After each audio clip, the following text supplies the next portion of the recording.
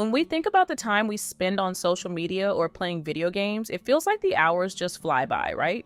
I, like many of you, get completely immersed, not losing focus for a second.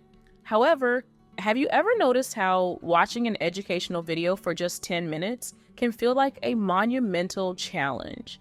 And what about reading a book from start to finish or studying uninterrupted for 2 hours? It seems almost impossible, doesn't it?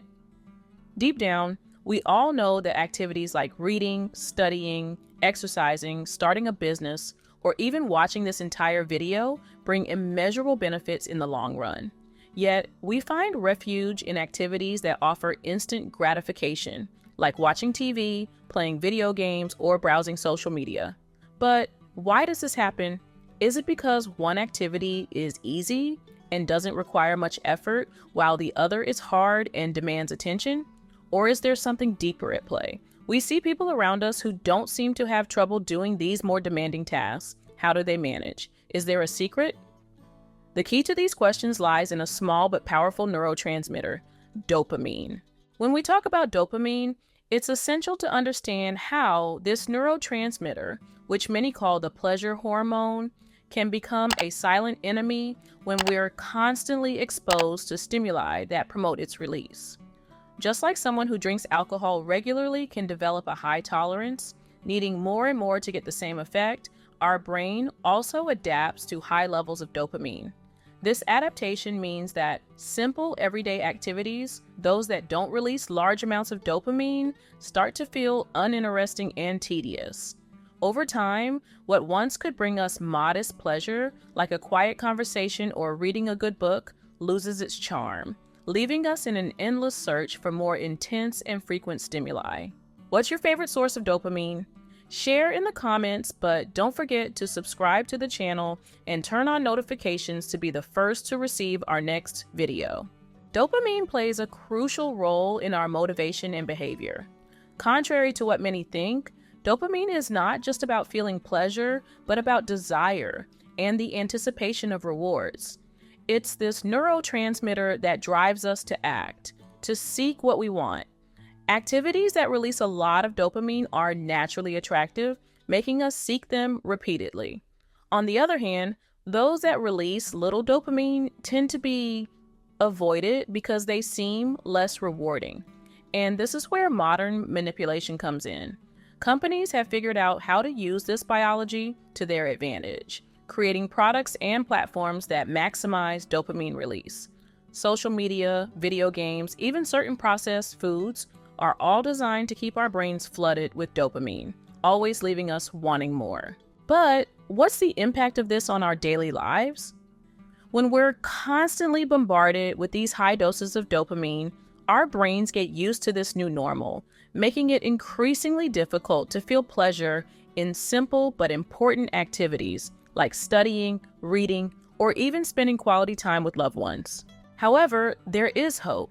The key to rediscovering pleasure in the small things lies in a simple yet powerful practice: dopamine fasting.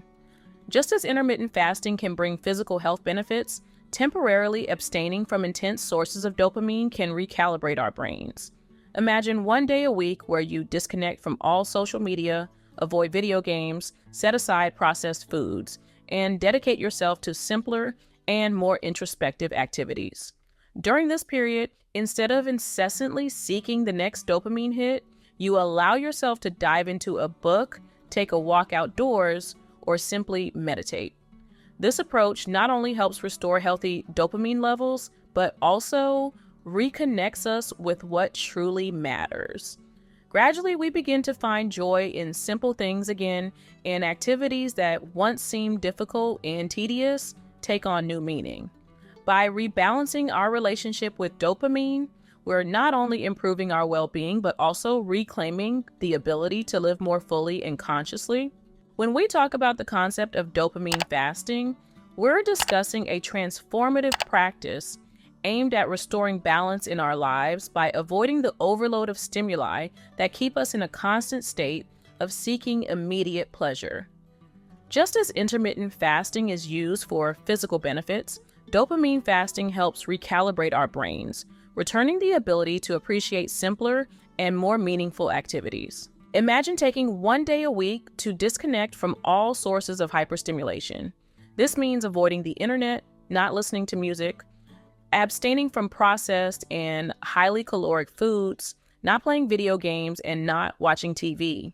It seems like a huge challenge at first, but the benefits are profound.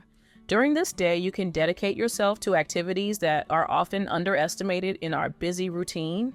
Walking outdoors, for example, connects us to nature and offers space to clear our minds. Meditating helps calm the mind, allowing for moments of introspection and relaxation. Reflecting on life plans helps align our actions with our long-term goals, while reading or studying something new stimulates the mind in a healthy and productive way.